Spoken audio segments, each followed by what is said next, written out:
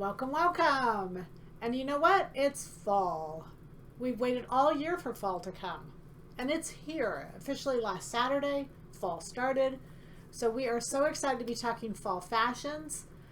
You know, I think that as sewers, we're in the best position possible to bring it all together. We're the ones who can be probably the most fashion forward because we can make clothes for less money. We can know what's on trend. We can really just pull together fit and what looks best on us. And we could be the leaders as far as fashion and trends go. So that's the important thing about knowing what's going on. And I've scoured the magazines. I've scoured all over to kind of bring you what I think is the best of the best of the best. All right. So we're going to have a lot of fun tonight. We're going to learn a lot. But I want to start off with a thought about fashion as to what it is and what really are we doing when we get dressed every day. And there's a large myriad of differences between all of us and how we think about it and what we want out of clothing. But I want to start off with this one in particular picture that shows us that really for many designers out there and for many of the runway shows and for many of the things that take place in their designing is art. Fashion is art. Fashion is art on the body. And so that's why there are the Met Gala. There's things that take place during the year, if you're not familiar with it, where designers are allowed to really create art on the body. And I think it's always exciting to kind of see this stuff. Some women will say, well, I would never wear that. No, of course we would not. And that's not even the intention. The intention is to promote emotion and provoke our thought process and to think about what is fashion and how does it apply to us. And every day we get out of bed and we put something on our bodies. And what is it? And what is it going to be? And how does it affect our attitudes and our opinions and our emotions and all of those things? I know for me personally, I love clothes. I just love clothes. Don't know why, not sure how come, but I just love clothes. And I really enjoy just constantly stepping it up a bit, you know, and looking back on my wardrobe. And last week I cleaned out again. And somebody joked with me that I must have been over my 25 pieces. And they were right. I was over my 25 pieces. So it's always a good time. This is a good time to clean out. Don't be afraid to throw away something. And don't throw it away. Donate it. When I say throw away, I mean get rid of it. But of course, there's so many less fortunate who need it. So all those charitable organizations are great places to give our things that we've grown out of, things we just wouldn't wear anymore. And if you haven't worn it for the last year, it's got to go. You just got to be disciplined. It's got to go. And the whole thought process is it's kind of exciting to let it go because I get to do more. I get to make another to replace it, and that other is going to be better and better and better. All right, so we all look at it differently, accept the differences that we have in each other and embrace them. Like I said, I love that art. I love its differences. So we start off with, did we show the red? I'm sorry, I didn't see it. No, we didn't show the red. That's cool. That's good. Yeah, let's show the red just briefly. We're going to lead into where this is actually, we're going to go into color, but I also wanted to show this as a trend this year for tops and bottoms matching. They've tried it before, but the suit is really powerful and really coming back. So I just wanted to start with that. All right, let's start off. The top of our list is going to be something that I think appeals to everyone, which is the jean jacket. And the jean jacket is, we've said it, we've done in many different suggestions before out of different patterns and fabrics. But the jean jacket, and this is our pattern number 900 or pattern 914, either one of those, is this time made in denim. And it is the topper for like almost everything. The denim jacket, the asymmetrical jacket, and the bomber jacket are 927. All of those you're going to find to be very, very strong. But interestingly enough, even though denim is very strong on the bottom, it's very strong on the top. And dark denim, again, is really a strong thing. The best you can beat up a jean jacket, it's the best possible thing. Get the dog to chew on it, get the washer, the dryer, Coca-Cola, everything you can do to beat up that denim, and you're going to be a good thing. This is showing you the jean jacket, but with another fabric other than jean, or other than denim, I'm sorry, and it's being trimmed with a little bit of fur. We're seeing fur extensively. We're going to talk about it a little bit more later on. But fur is very popular. There are this year more designers are going into the faux fur category. There are many women who simply want real fur. And you know, that conflict is going to be there. And I just would suggest everyone that we respect whichever you decide. If you want it, if you don't want it, it's your decision to make, but please respect that everybody else has that decision to make as well. But the designers are, in some cases, going away from it. What's interesting to me, and I mentioned it before, is that they're going away from fur but staying with leather. That is a little bit conflicting to me, but, you know, again, it's based on the demand and what they feel like their customer wants. In many cases, the real reason women want fur is because it's warmth. Nothing can compete with its warmth, and so that's the reason. And again, I think I just want to encourage us to respect the differences. So this is a jean jacket done with a little trim fur. There's some beautiful faux out there. In many cases, I felt the fur in the real, and I couldn't tell the difference. That's my opinion. But, you know, I live in a warm climate where I don't have to try to, you know, use the coat to actually be functional. It's just more decorative. All right, so here we see, this is a fur bomber jacket. So the bomber jackets are also being done in fur, and just with a beautiful trim of a ribbing. We've got two ribbings right now. One's a red and a black, and I'm a little bit out of it. I've been out of town for a few days, and so I'm behind on what's current in our fabrics, and I know we have more going up tomorrow, but just know that there was a black ribbing and a red ribbing that we had on the site that would be perfect for just trim ups, if not making the whole garment out of it. And then we have a black and a hot pink, I think. But in the newer fabrics, we've got some great fabrics going. This is also a fur and a bomber jacket. So just know that fur and bomber jackets, fur and jean jackets are really blending together, and it's a really current trend. I wanted to show you this because Brunello Cucinelli is an Italian designer. He's been around for quite a few years, but just kind of making some of his signature looks are really penetrating all different manufacturers now. St. John has picked it up. There's been numerous others that I've seen. And what it is this, and I'm looking for it to be this small. I'm trying to find it in New York. I found it, but it's not as small as this is. But in the next couple weeks, we'll have it on the site.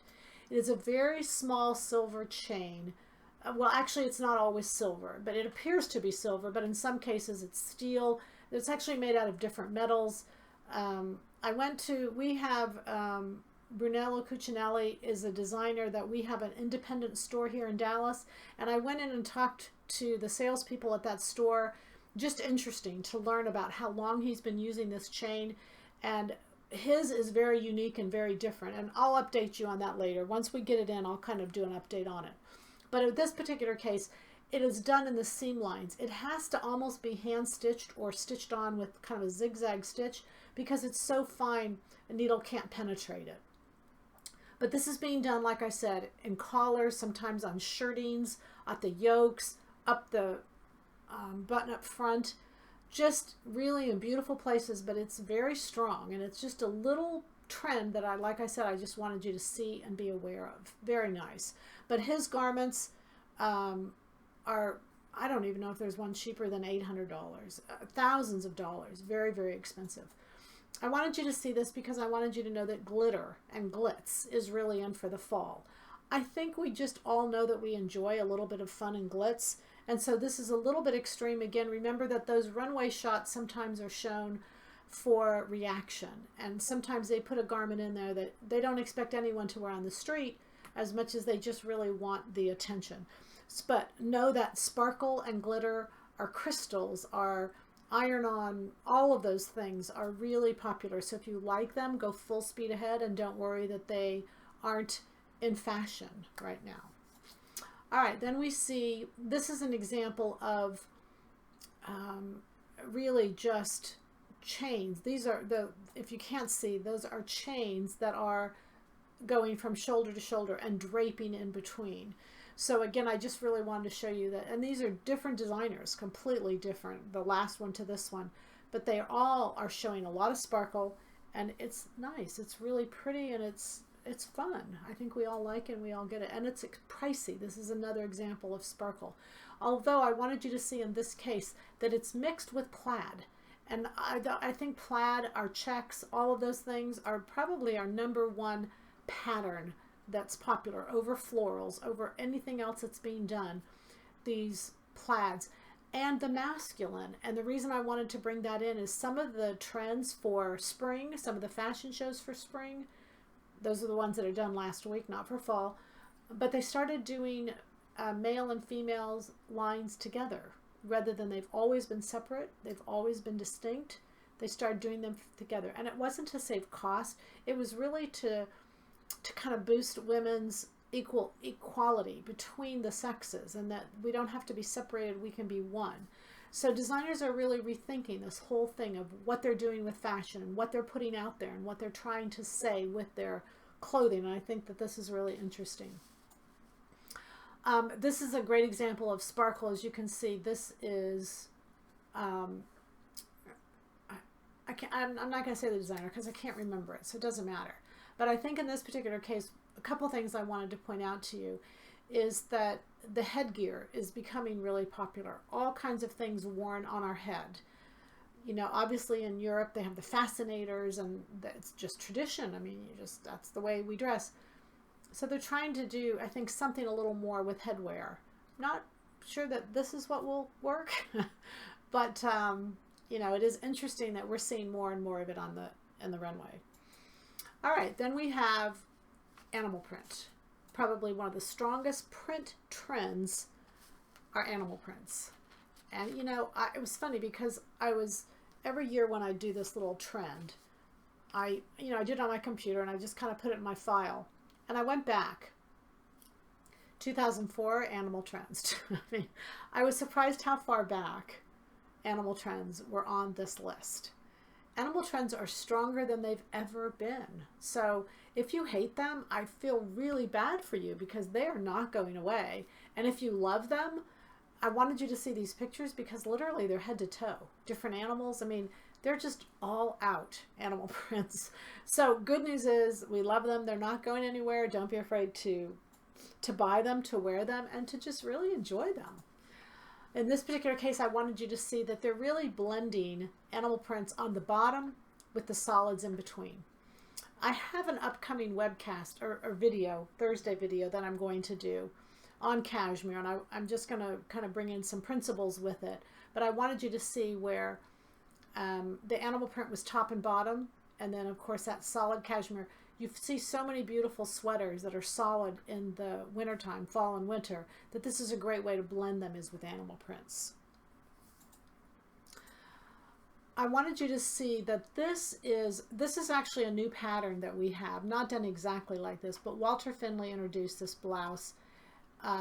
It's a tie at the waist. It is coming from the side seams to the front, which I altered a little bit because it's a little bit better version. We're going to see it to be pattern number 518 here a little bit later on, which is a new one of our patterns. But you're also seeing this black and white, the contrast of the black and white, two different fabrics. Many times these fabrics are reversible. A lot of the fabrics we've gotten in lately, Rag and Bone, Donna Karan. The new designer we just had in, which we couldn't mention, we've got more fabrics coming in that we're going to put up for this weekend.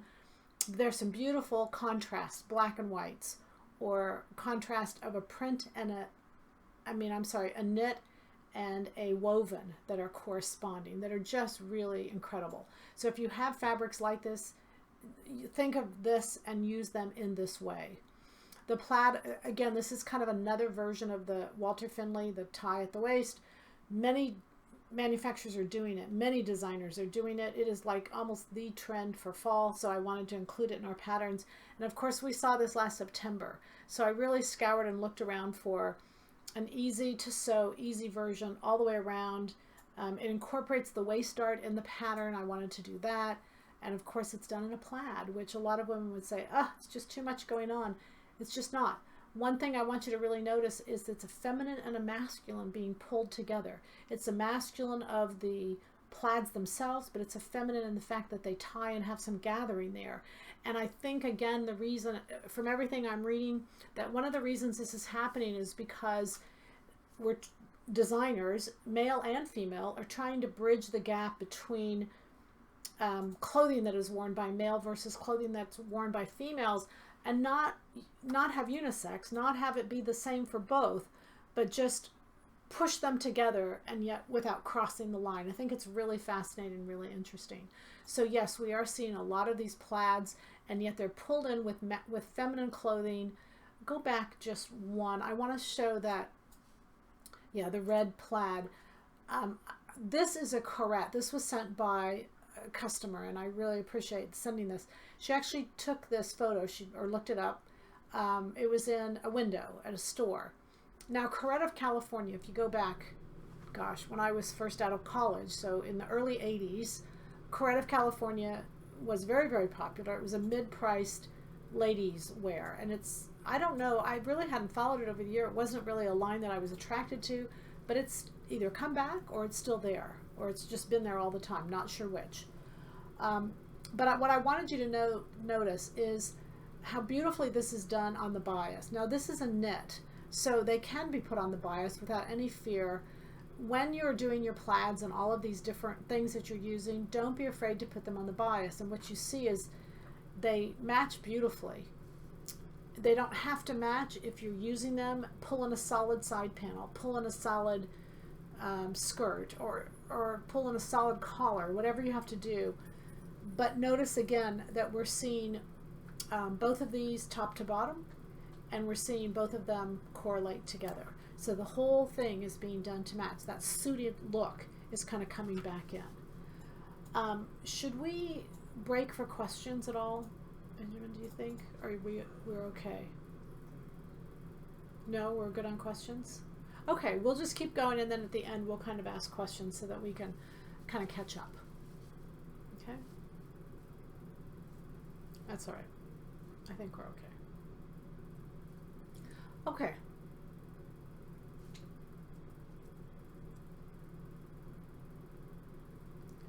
Do you have any silk shirts? Okay. Okay. Yes, we do. And you know, one thing that's really coming back for fall, well, it's back, is shirts, blouses. And I'm just really pleased, because for a while I thought we're never going to see a blouse ever again.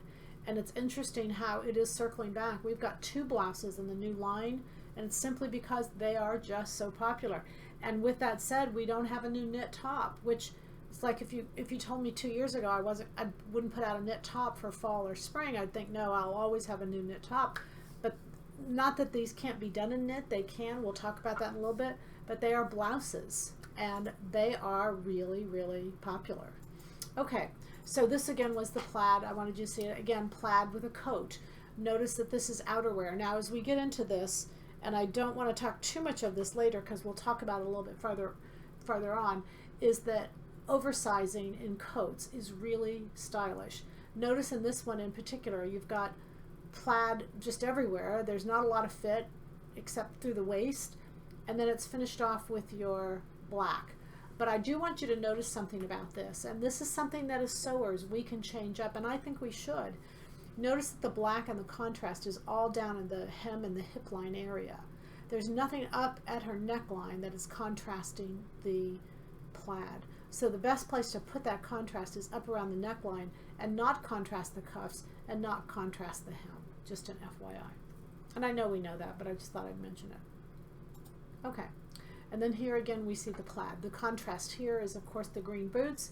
Not that any of us would wear those green boots, you know, and I'm not going to put it past you. I know some of you probably have them in your closet. This is a great time to pull them out. You can see they're on the fashion runway, so they must be terrific. But this double-breasted, again, very reminiscent of a men's wear look, and yet in our females, you know, on their female model. All right, so I pulled this one in because what we're seeing is just really bold color.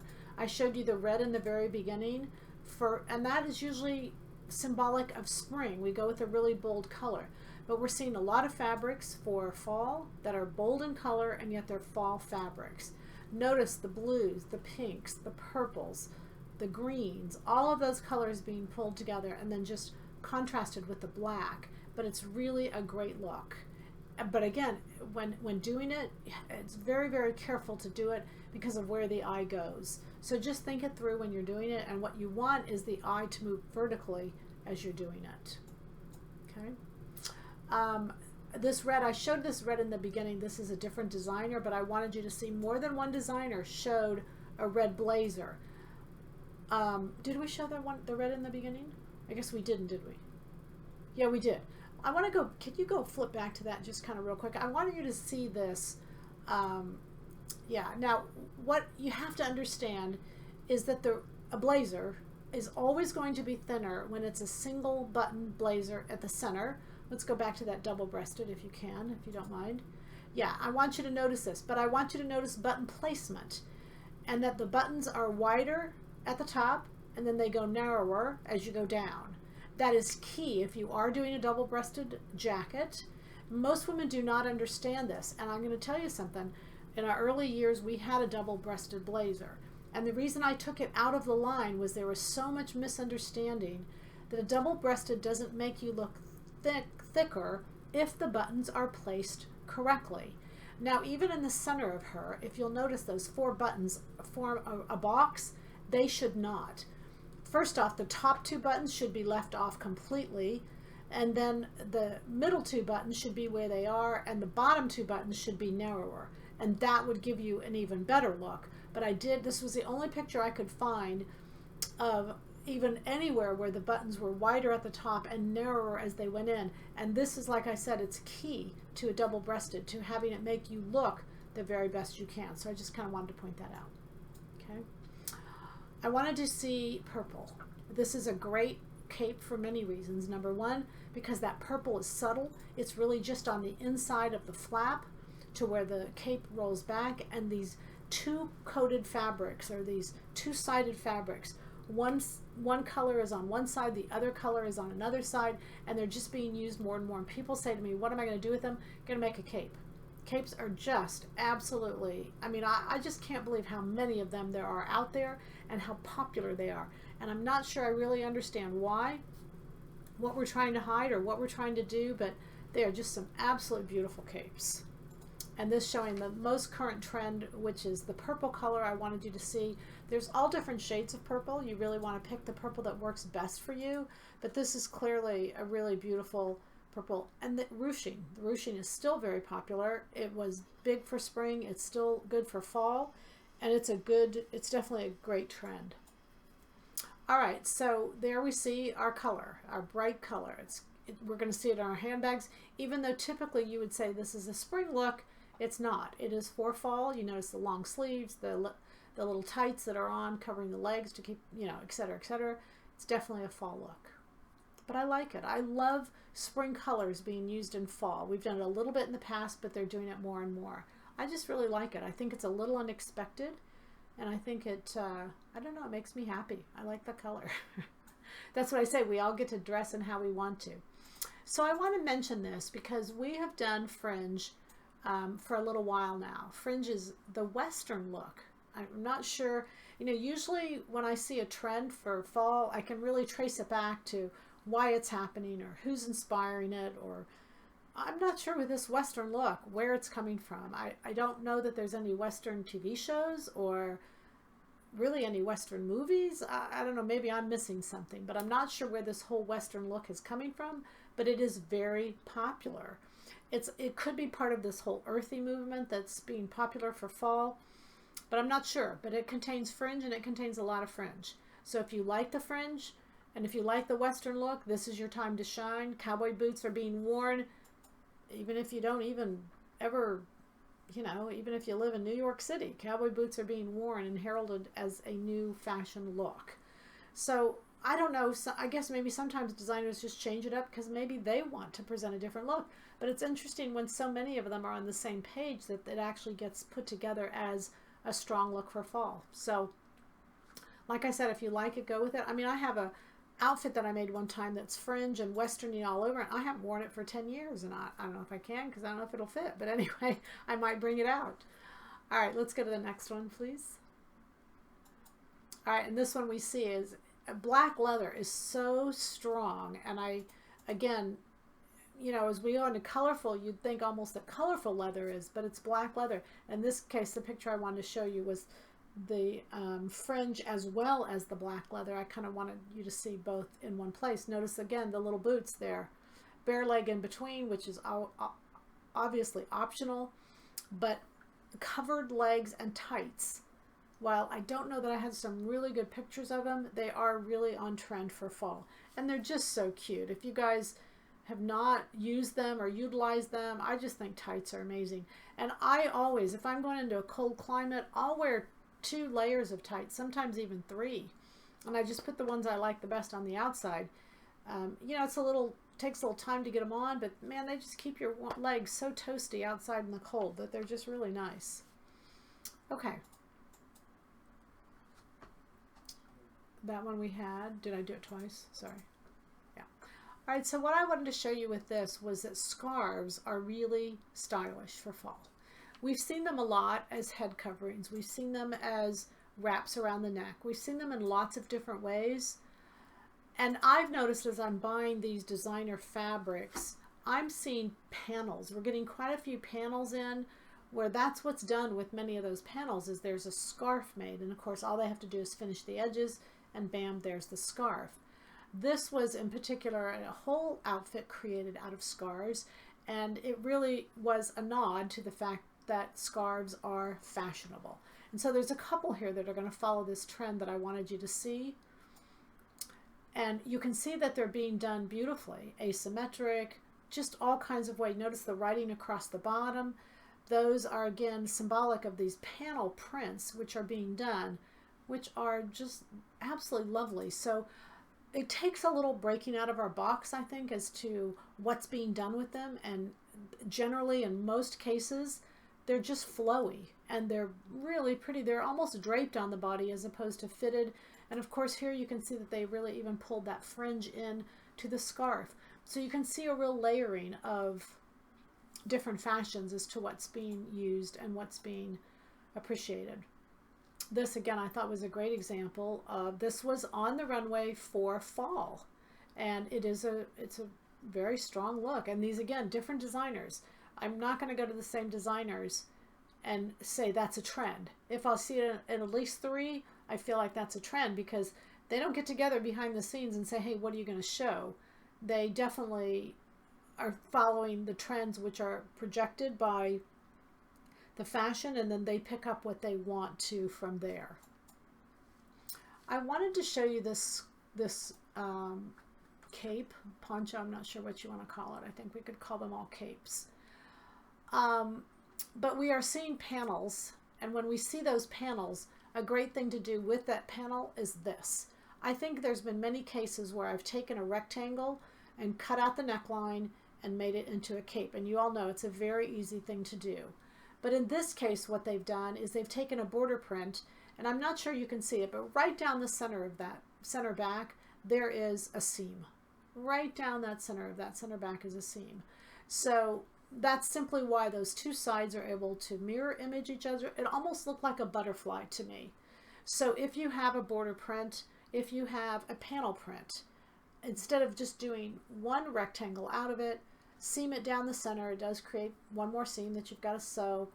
But you can see the beautiful illusion this gives. And it kind of, like I said, it looks like a butterfly. I just thought it was just really pretty. And it's a beautiful use of this fabric and this border print in a very unusual way. So I just wanted you to see that. And again, that was sent by a customer, and I just really appreciate it because I just really liked it, especially pulling this all together when capes and wraps and all those kind of things are just so popular right now. All right, so here what we go into is we go into oversized coating, which I'm not sure if we're going to like or not. Number one, you completely hide underneath. At some point, you got to take the coat off, but certainly outside, one size kind of fits all. This is a pretty big oversize. So these oversized coats are really really stylish.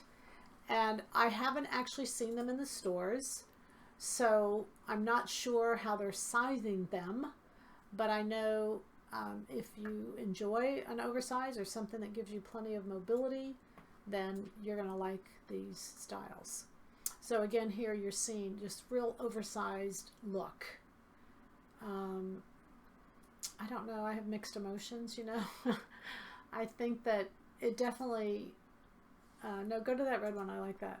Yeah, you can see here's the mixing, the scarf, the bold color, and of course the oversizing. You know, what it really reminds me of is as we go back to the 80s, the oversized shoulders that we had. And we all came away with those styles, with, I think, with a little bit of negative connotation. You know, still to this day, there's many of us who hate shoulder pads simply because they were over-exaggerated. So I hope that the takeaway from all this isn't a negative, but, you know, we'll yet to see. We'll have to see. There again, we have combination of, we have oversized, we have the animal prints, to head to toe, you know, and we have those extended shoulders again, which are large. You know, but it's again, this goes back to art. It is art. And, you know, what promotes fashion and what, you know, what evokes emotion. I wanted to show you this photo because what we're getting in, and I picked them out, don't get me wrong, but from the shopping of fabrics that I did last summer, so recognize that these fall fabrics first start to break to my jobbers is when all the fabric or all the goods have been made and shipped for fall. That's usually around mid to end of July. So that's a real important time for me to be in New York and picking out those first influx of extra fabrics that have come in. And we're seeing a lot of vinyl backed, foam backed, you know, really two-sided things that are shiny. And I really like them. The swing coat that we have, 1855, is a great pattern for them. Any of these oversized things, you could really do almost any pattern. This one, again, is showing us fur. Even fur doing an oversized. And I thought when I looked at this picture, my first thought was, well, somebody just wants to charge twice the amount of money for a fur coat. Because obviously, if this coat is going to be a lot more expensive than something that's a little more fitted because there's so much more fur on it. I wanted you to see this one because what's interesting to me is that fur is not just fur. Right now, there are numerous designers who are cutting and inserting different color furs in. And I know I saw a coat by Fendi. This is not Fendi, but it was very similar to this, and that coat was $38,000. But when you looked at the inside of this, I mean, it was artwork. It was absolute artwork. It was stunningly beautiful. All of this design had been pieced in and cut in. It has to all be done by hand. There's no way a machine can do any of that. And again, it just kind of reflected that this is true art. So some of the reasons I love to go to these stores are just really to look and see what is there. And I would really encourage you when you get a chance to, you know, depending on the city you're in, go into those high-end stores. Go in and look and just see the beauty, the work, the art that's really taking place. Even though you say, oh, you know, I would never wear that. You know, but it still might promote an idea or spark an interest that you might put into something else down the road. Again, the fur. In these particular cases, these designers are not using the faux. These are the real. So I just wanted you to see the mix-up of how casual the underclothing is, which is how, in contrast to the fur. Fur is not necessarily dress-up. Fur is utilitarian, and it's used every day just for the sake of it being fur. And then this was just a beautiful example of, again, it being cut and pieced together. And I just, again, thought this was a really pretty example of art. This is, I wanted you to see, again, kind of an oversizing, the double-breasted. Keep in mind that if those buttons are straight like they are, which is, this is a lot of how I saw them, that they are not, you know, necessarily your best look. But a lot of us, like with this particular case of the trench coat, this is really worn without regard to what our best look is. But by changing up those buttons, it does make a big difference if you're going to close it. Trench coat is still here. It's still here to stay. The good news is they're doing it a lot with piping inserted in the seams. That sacks, several different places I saw it with just a bit of piping. Same exact trench coat, just a little bit of piping. And all different kinds of piping, not just one, any big trend that I could see. I wanted you to see this because really what it's representing is the layered look.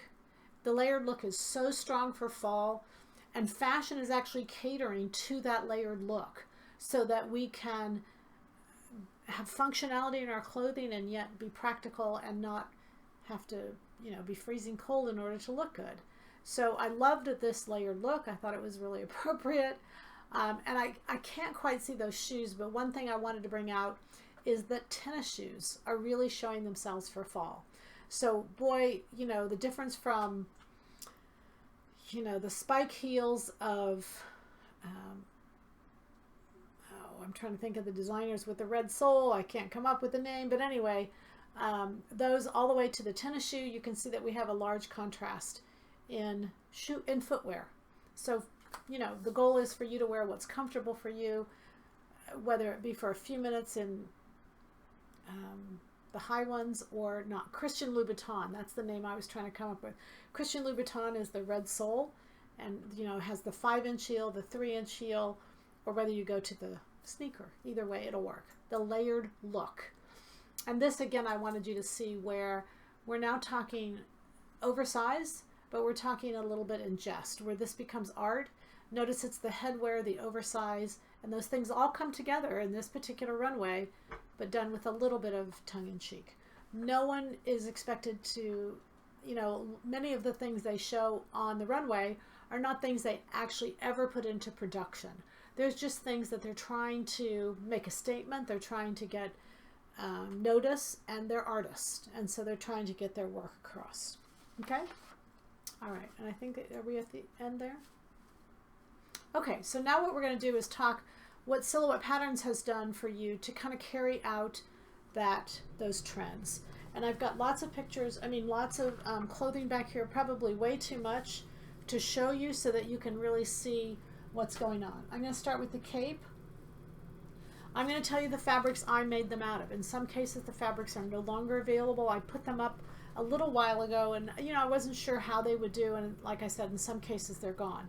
So the first pattern we have is Fifth Avenue Cape. I probably could have called it Saks Fifth Avenue Cape, but I figured with Fifth Avenue Cape you would know it was a cape that I'd seen at Saks that I fell in love with. It was a Saks brand. I actually bought the cape because it wasn't anything I could copy that quickly, and so I bought the cape because I wore it. Like I said, I fell in love with it, and I actually bought it I knew I was going to do this cape for some time. I bought it earlier in the season. So what I love about it is it's almost like a little work of art. It has pockets built into the front. The whole entire front is double, and so it can be done out of any fabric, whether it be knit or woven. It really can work both. So it has a little pocket there. I don't know what this is called.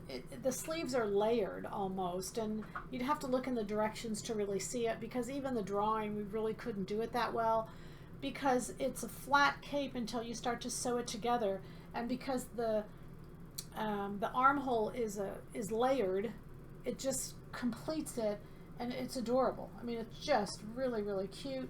And so the back is very shaped. It's got a couple pieces to it, and then it's got a hood, and then a zipper. It is optional. You wouldn't have to put a zipper there. I did it. I made it a couple times, and I put a zipper in both cases. This is the other one that I did, and I used different color zippers just depending on what I was trying to show. But just, again, love the look, love the cuff, how it comes in. Capes are just wonderful. This is a little more there's been many times where I've done a cape on a Thursday video and said, this is easy enough. I couldn't do it on that because the pieces, it's not complex, but it's too complex to just take a piece and change it. The sizing we did in small, medium, large, extra large, goes all the way through the largest size. No one will need larger than that. It's not even meant to be closed. It's meant to be worn open, and these two side pockets are just fabulous. So what I did is I showed it with layers. The blouse underneath is 418. It is Eileen Fischer's Pleated Blouse. It's the same one I have on. Very simple lines, beautiful lines. Just a simple blouse meant to be layered because the opening is low enough that you really almost have to wear something underneath it. I did go through in the instructions and I showed how to raise the pleat so that if you didn't want to wear anything underneath it, you could raise it up. So both are included in the directions just so that not really a view one and a view two, because it's too easy. It's much easier than that, but it's a little bit separated at the neckline here. And then it just has this beautiful pleat, and it's just such a nice long line, very simple blouse. And yet I also added something different in the sleeves, where it is a set-in sleeve, just like typical, just like any of our blouses, 600 the base, 6'8", any of those blouses. But it does have a sleeve placket and a band and a button at the bottom. It is a 3/4 sleeve. We're seeing a lot of those 3/4 sleeves. And because, again, with both blouses that I released, I did 2 different sleeves completely. Remember, any sleeve that's in a woven pattern of ours is interchangeable with any other armhole. So I really wanted you to be able to see and that it's a completely different sleeve and that it mix and matches to other blouses. This is a little bias binding around the neck edge. That neck edge could be finished off with a fold over, numerous things, but again, I wanted to introduce something unique, which was this little bias band around the neck edge as a way to finish something off. And I love it. I just really love the blouse. Very simple, very easy to do. It does have a bust dart, so you've got your B, C, and D cup, and then the back has got darts in the back that just bring it in a little bit. It's not so big that it's just overwhelming, but it just kind of follows your body and has a beautiful line to it. So that's pattern number 418. The fabric I have on, I'm sorry, let me go back. We have 2 fabrics that I used for the cape. I made 2 versions. Although they're both a charcoal gray, I went ahead and made 2 because the fabrics were different. I used fabric 1993, and I don't know the names, I just wrote down the numbers, and fabric 1466.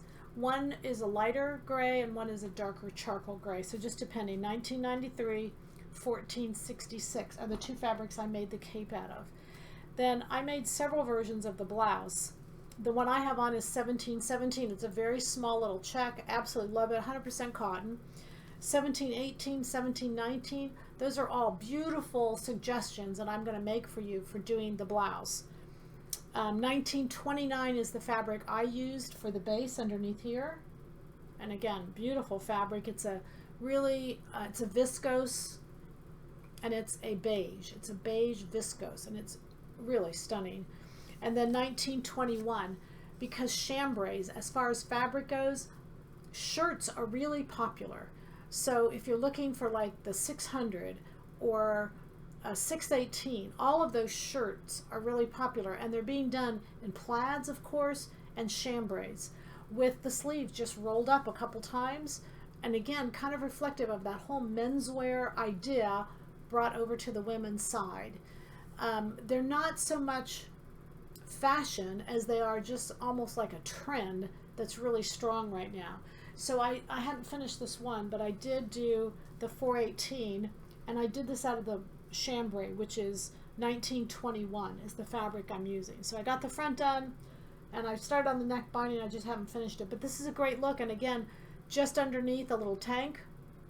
The tank I have on, I'm not sure you can even see it, but I did a little lace on the tank underneath so that the lace is what shows through that slit, and I just really like the look that it has. It's a really almost like a long V-neck. It's really pretty. It's very flattering. With the chambray, you know, black leggings are just here to stay, and they're a great way to mix and match them. So the chambray is 1921, right in that arena. Okay, so I'm going to put these to the side.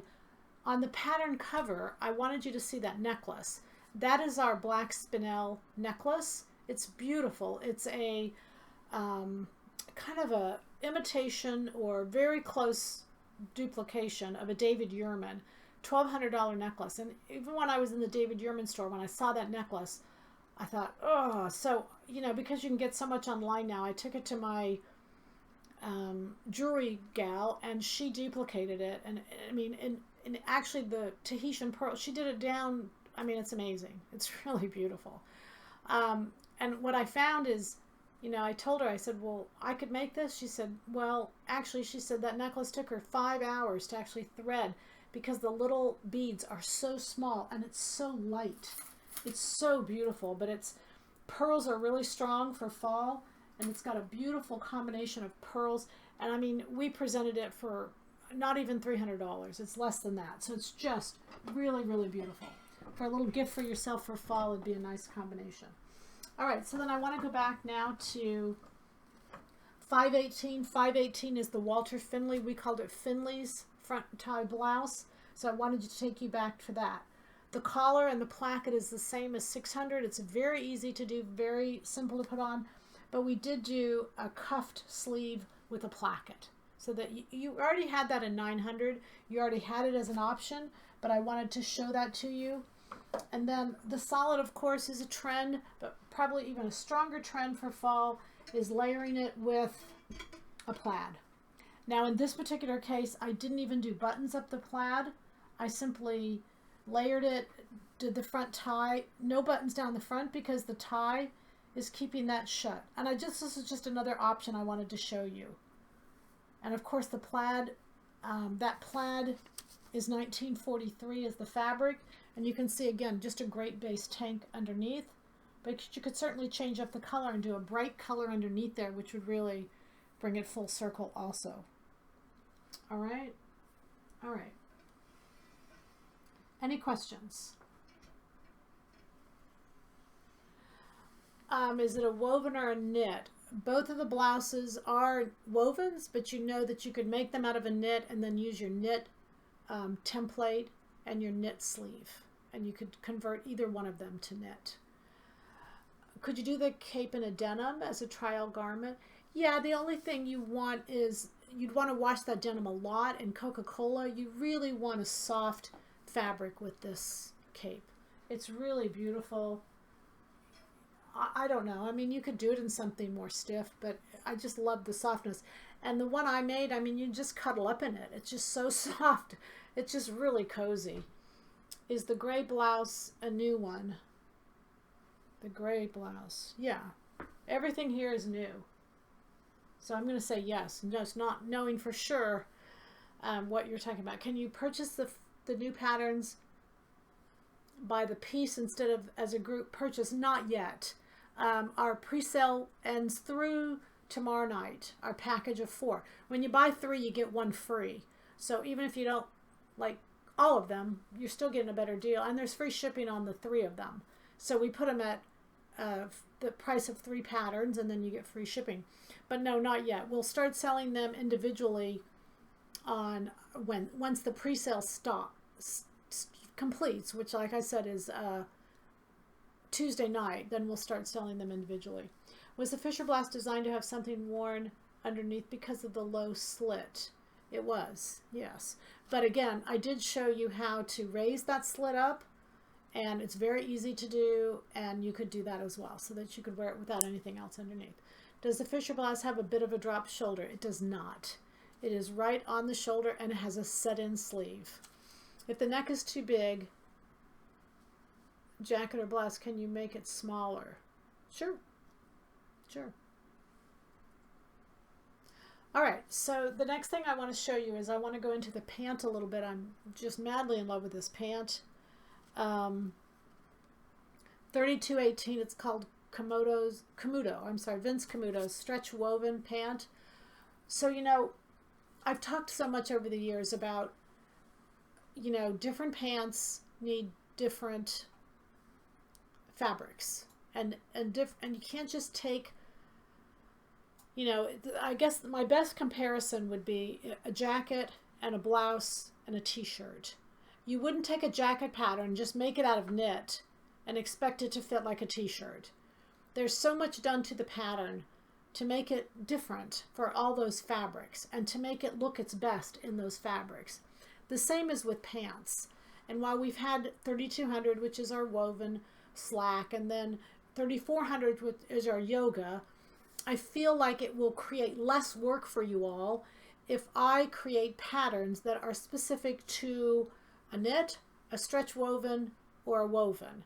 And so that's what I've done. Komodo came out with the stretch woven pant, and it's absolutely beautiful. I mean, I just love this pant. I did this pant some time ago. The fabric is 1784, so no, I'm sorry, 1641. 1641.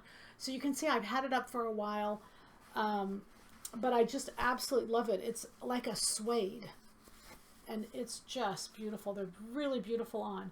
A couple things I really like about these pants. Number one, the fit, obviously, is it's going to be out of the park because it's the same as 3200, but I've pulled it in closer to the body. I've tweaked the angles.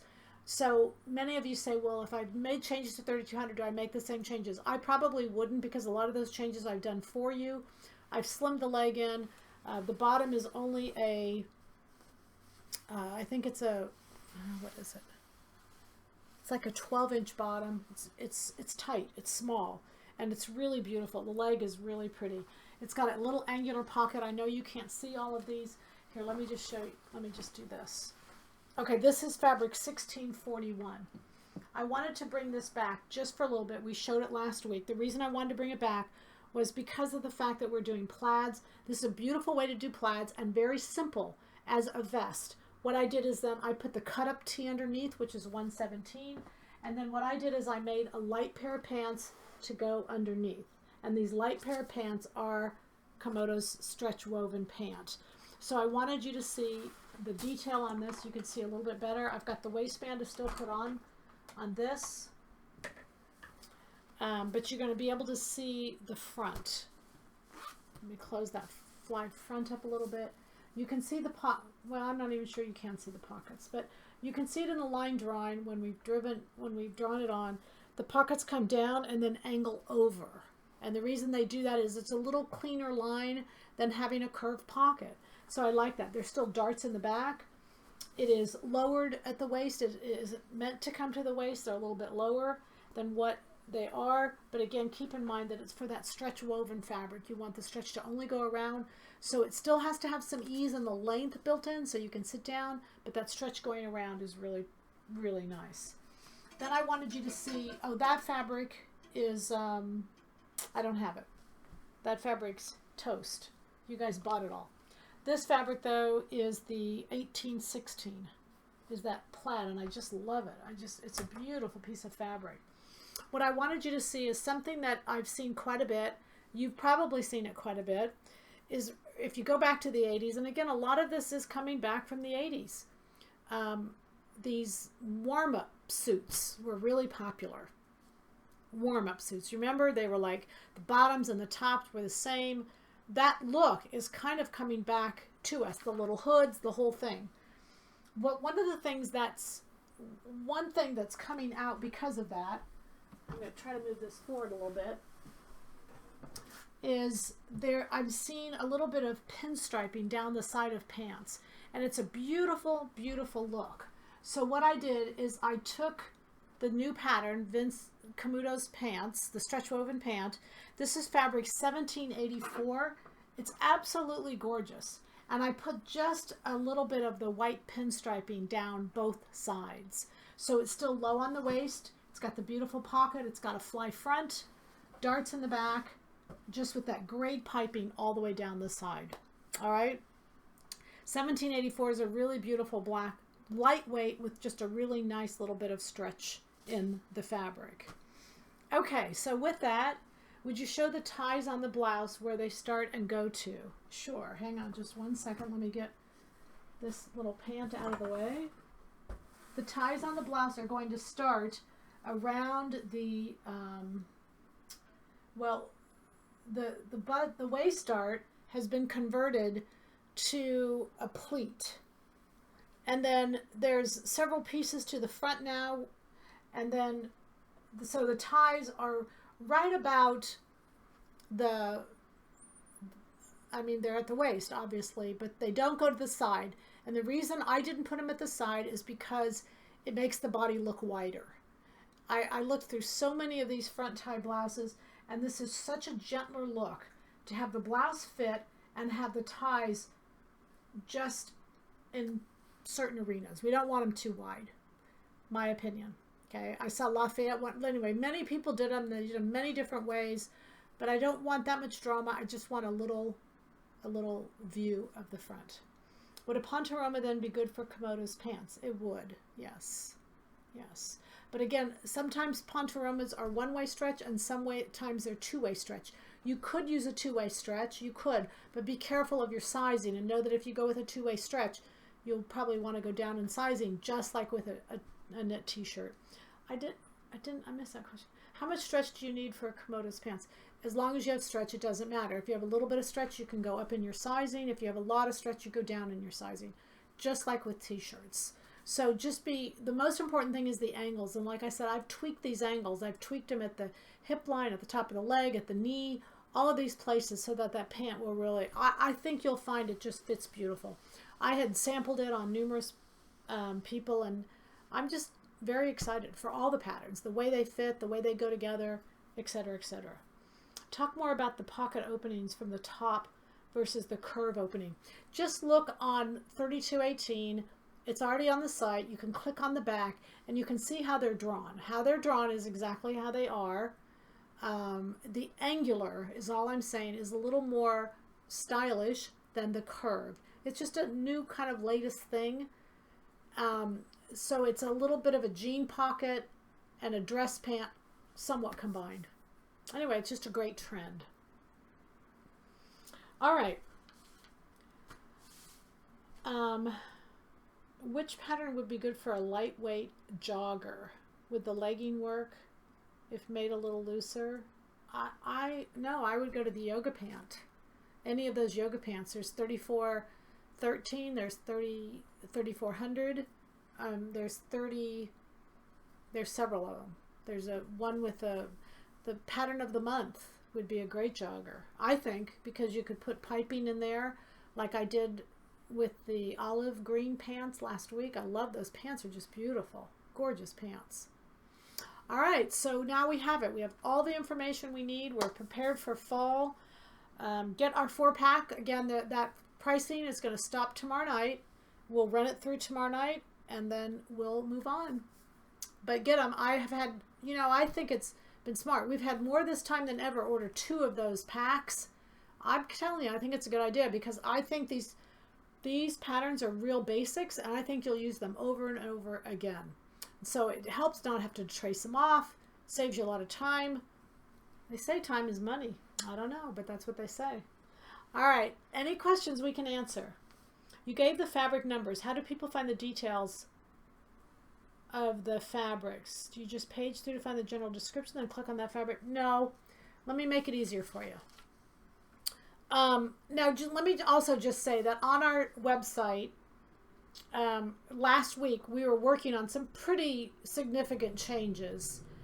The first is that up by the little cart, and I've been out of the office, so I'm a little bit behind. And I don't know exactly where things are at right now because I just came in to do the webcast and I just landed about 2 hours ago. But anyway, there's by the cart symbol on the very front page, there's a cart symbol, and next to the cart symbol there'll be a magnifying glass, and that magnifying glass will be your new search bar as it is currently. Though even if this isn't done, it could be there waiting for my approval and I haven't gotten to it yet. But if you click on the cart, the little symbol that's the cart, it will take you to a page, and on the left hand side it will say several words, but one of those words is search. And if you click on the search, it comes up with a little place where you can enter a search. All you have to do is enter the number that I'm giving you. Now let me finish this before, hang on. Again, right now when you enter that search, it takes you to, there's 2 divisions of the website, on any website. There's the website and then there's a store. And anytime you click on a product, it goes from the website to the store. Currently, our search features take you to the store, and we don't want them to do that. We want them to take you to the website. But even right now, you can click and go to the store. But what I'm suggesting you do is when I give you the number, if on not every device is a little bit differently because we've got so many devices now, but if you go to fabrics and click on fabrics and then click on all fabrics, click on any one fabric, and if you hover your mouse over the fabric before you click on it, on the bottom left hand corner will come up with a, what's that called, do you know? It's a URL on the bottom left. Okay, it'll come up with a URL. It's a link. Yeah, thank you. If you click on that fabric and go to the main page, the URL, which is all the numbers that go across in the bar at the top of the page, the last 4 digits will be these numbers. That's how we number the numbers. That's how we link all the fabrics together, is we take and put the number of the fabric in the URL. So what you can do is if you've got a fabric up, you can just keep changing those last 4 numbers to be all these numbers I'm giving you, and you can go from fabric to fabric to fabric. Okay? All right. Hopefully that helps. But we are changing the site to where you search for something, you could put in a number, 1641, and it will take you to that page. That's what we're getting to. And we should have it done, like I said, I shouldn't tell you because I'm not sure of how much progress they've made, but I know we were working on it. We've been working on it for quite some time, but I know that we're at the final stages to where we're almost there. How deep are the pockets? I think they're 6 inches is pretty standard. Nah, these are maybe...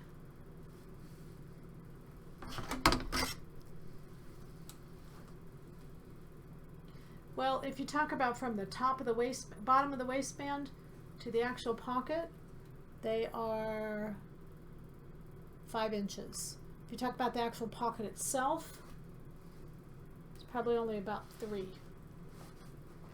Okay? Or 3.5. Do you have fabric you suggest for muslin for stretch woven? No, I don't. I mean, we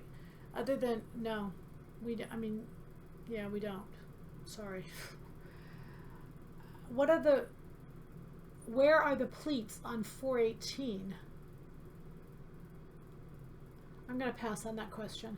Can I use the 1-inch leather on your site to make piping for the nets? Yes, that we showed last week. Yes.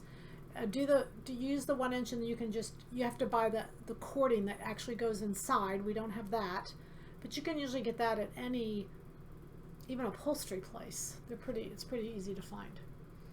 I just tuned in. What's the 4-pack you just mentioned? 4-pack of patterns. That's just the new patterns. You can go right onto the front page of our site. Over on the left-hand side, it says new fall patterns, and you can see them and price them, and then you can play this back and watch them, if that works for everybody. Does that work? All right, so we are ready for fall, and I appreciate you all being there and watching, and yay. And we've had a couple questions on Facebook that I think are really good questions. We are planning a sew along in December. It'll be our annual Toys for Tots, and we didn't do one last year. We kind of got convoluted, but anyway, we do want to do a Toys for Tots. We'll try to aim it early in December so that we can get it in time to help kids for Christmas, for the holidays, for Hanukkah, for all the different events that take place. So we really want to do that, and I don't know what we'll do as our sew along. Haven't gotten there yet, but we'll do it. And we're almost at 40,000 on YouTube, so keep telling your friends. You guys, you're all I have. We don't advertise. We don't do all that stuff. So word of mouth, it's working for us. And we really believe in helping you all we can and being there for you. So we appreciate you all being here, and we'll say happy fall. And see you in 2 weeks. Bye for now.